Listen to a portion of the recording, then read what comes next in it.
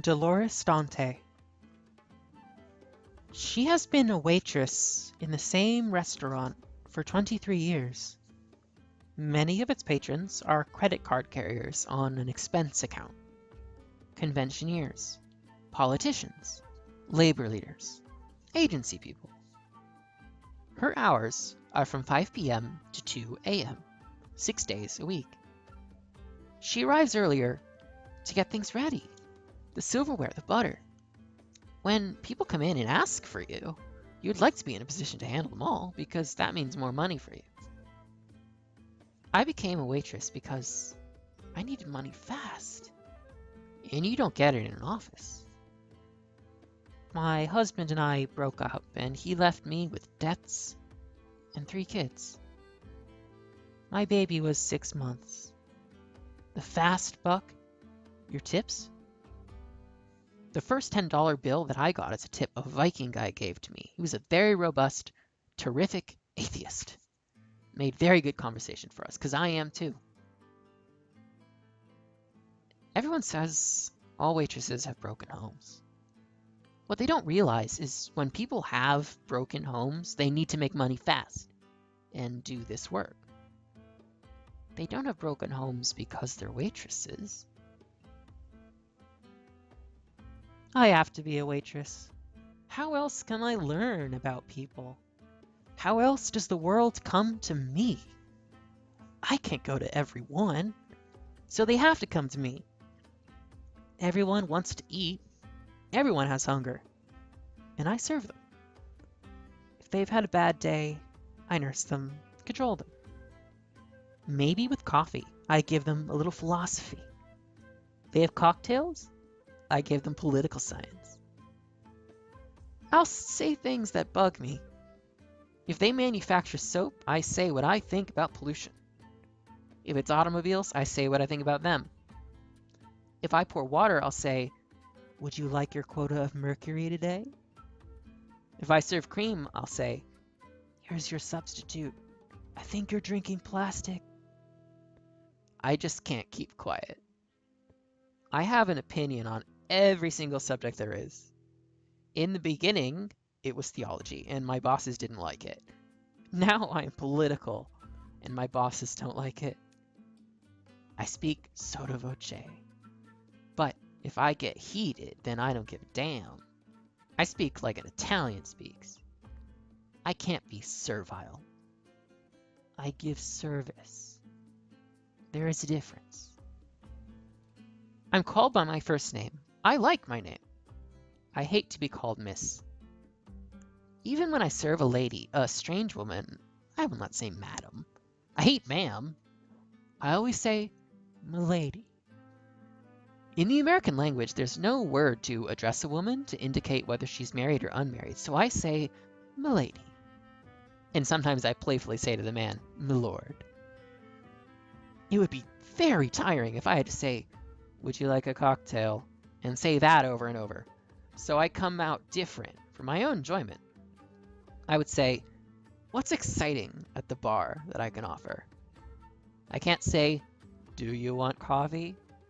Maybe I'll say, are you in the mood for coffee? Or, the coffee sounds exciting. Just rephrase it enough to make it interesting for me. That would make them take an interest. It becomes theatrical, and I feel like Mata Hari and it intoxicates me. People imagine a waitress couldn't possibly think or have any kind of aspiration other than to serve food. When somebody says to me, you're great, how come you're just a waitress?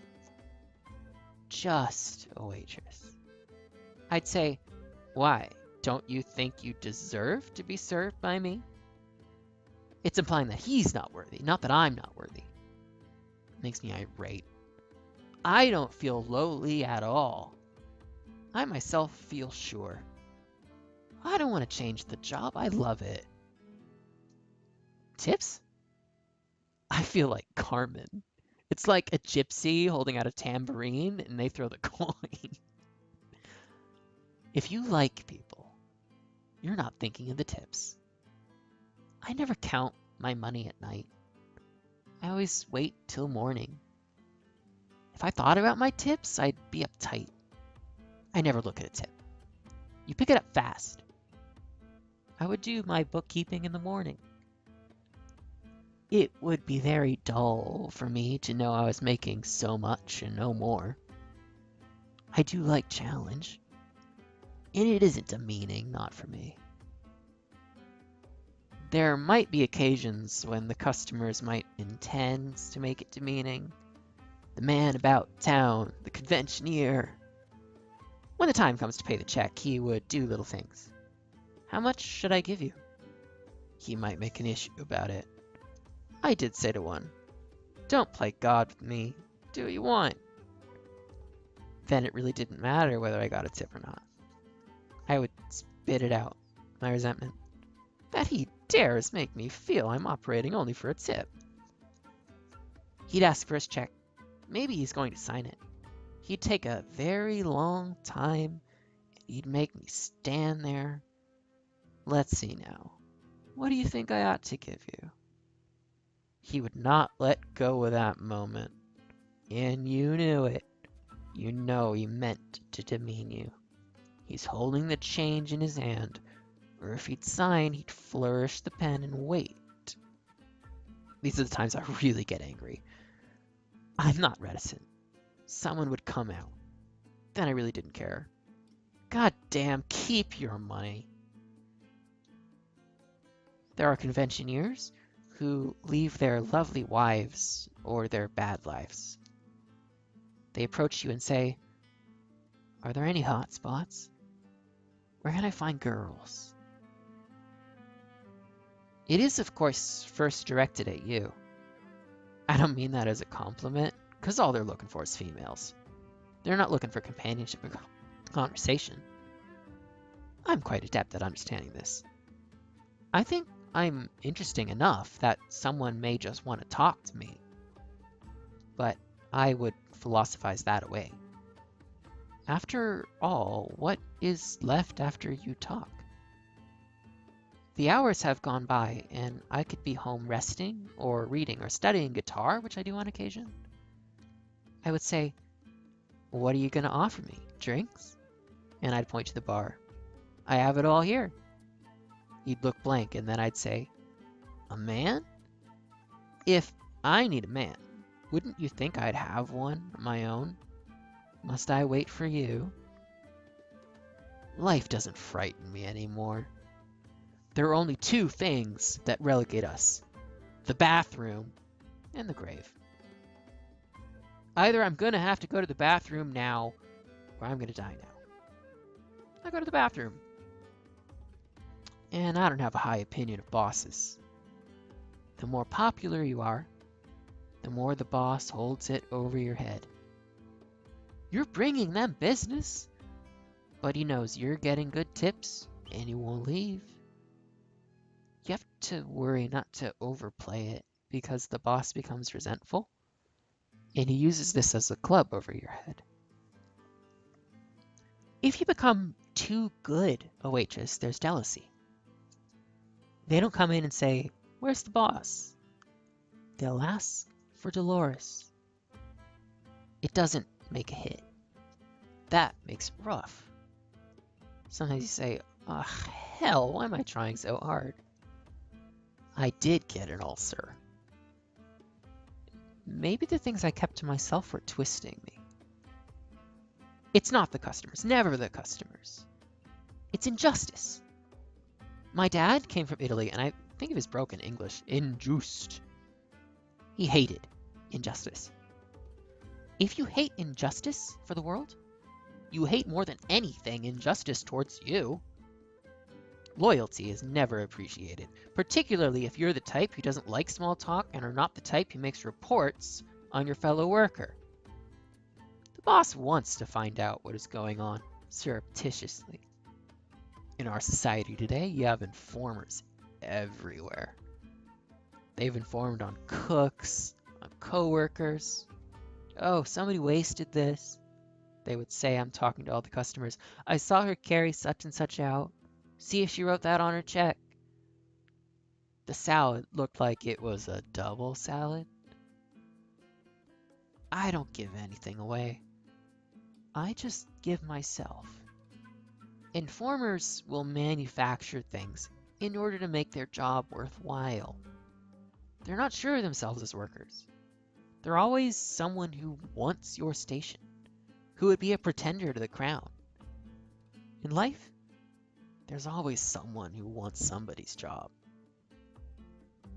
I'd get intoxicated with giving service. People would ask for me, and I didn't have enough tables.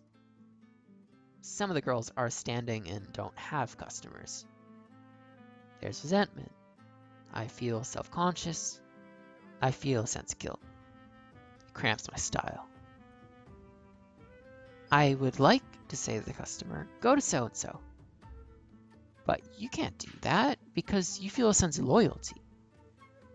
So you would rush, get to your customers quickly. Some don't care to drink and still they wait for you. That's a compliment. There's plenty of tension. If the cook isn't good, you fight to see that the customers get what you know they like. You have to use diplomacy with cooks, who are always dangerous. They're madmen. You have to be their friend. They better like you, and your bartender better like you too, because they may do something to your drink.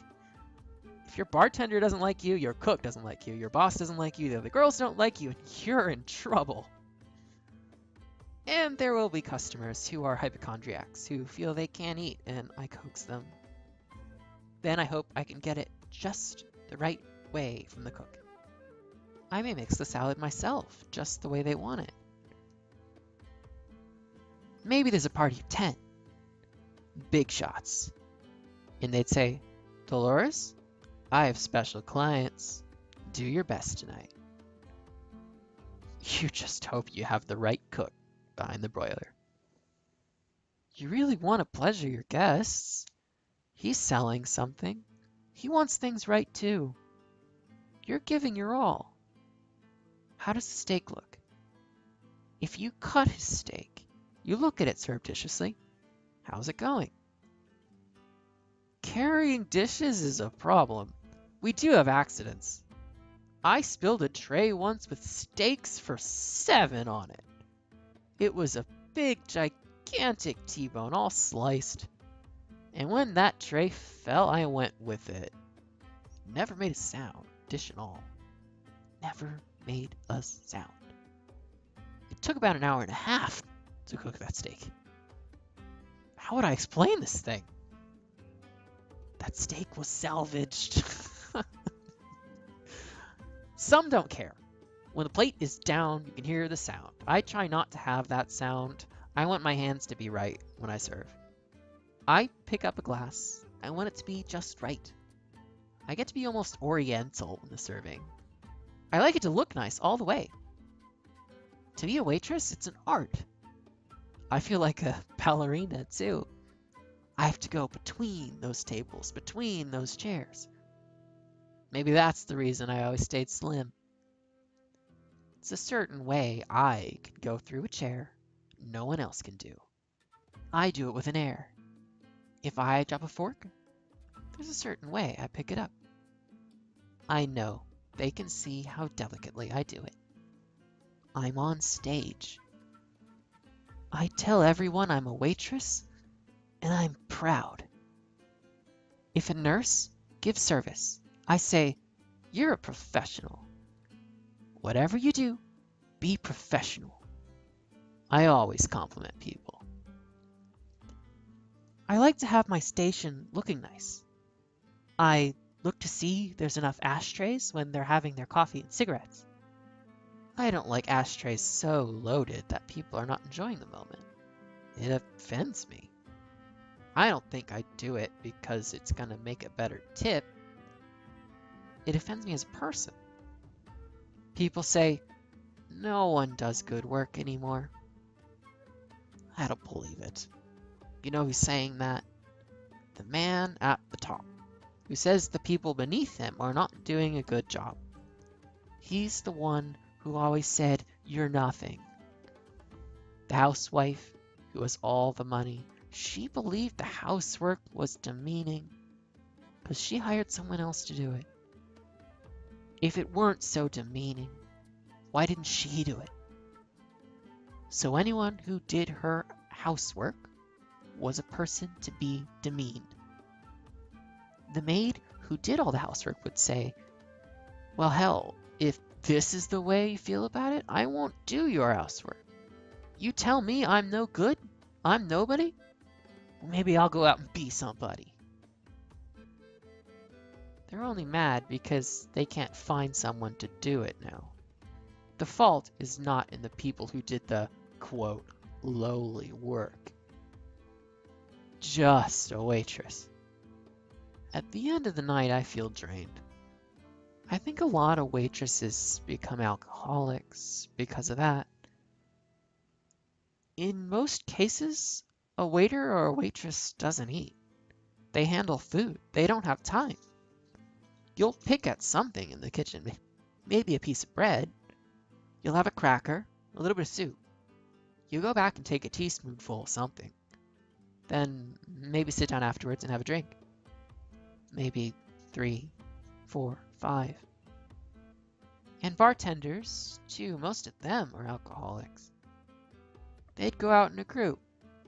There are after-hour places. You've got to go to release some of your tension. So they go out before they go to bed. Some of them stay out all night. It's tiring. It's nerve-wracking. We don't ever sit down. We're on stage and the bosses are watching. If you get the wrong shoes and you get the wrong stitch in that shoe, that does bother you. Your feet hurt. Your body aches.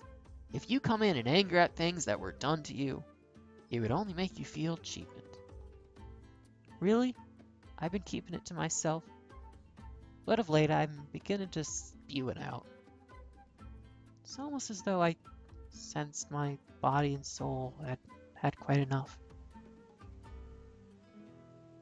It builds and builds and builds in your guts. Near crying, I can think about it. Because you're tired. When the night is done, you're tired. You've had so much, there's so much going. You had to get it done. The dread that something wouldn't be right because you want to please. You hope everyone is satisfied. The night's done. You've done your act. The curtains close. The next morning is pleasant again. I take out my budget book, write down how much I made, what my bills are. I'm managing. I won't give up this job as long as I'm able to do it. I feel out of contact if I just sit at home. At work, they all consider me a kook. That's okay. No matter where I'd be, I would make a rough road for me. It's just me, and I can't keep still. It hurts. What hurts has to come out. Postscript. After 16 years, that was 7 years ago, I took a trip to Hawaii and the Caribbean for 2 weeks. Went with a lover. The kids saw it. They're all married now. One of my daughters said, "Look at your age." I said, "Honey, if I were acting my age, I wouldn't be walking. My bones would ache." You don't want to hear about my arthritis. Aren't you glad I'm happy?